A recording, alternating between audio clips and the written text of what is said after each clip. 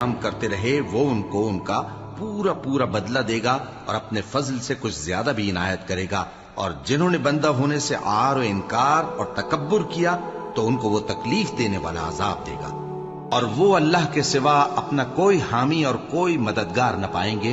लोगों, तुम्हारे परवरदिगार की तरफ से तुम्हारे पास एक बड़ी दलील आ चुकी है और हमने कुफ्र और जलालत का अंधेरा दूर करने को तुम्हारी तरफ राह रोशन करने वाला नूर भेज दिया है।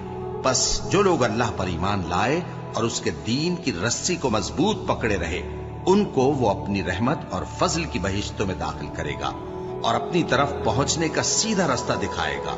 ए पैगंबर, लोग तुमसे कलाला के बारे में हुक्म दरियाफ्त करते हैं। कह दो कि अल्लाह कलाला के बारे में ये हुक्म देता है कि अगर कोई ऐसा मर्द मर जाए जिसके औलाद न हो और न माँ बाप और उसकी एक बहन हो, तो उसको भाई के तरके में से आधा हिस्सा मिलेगा।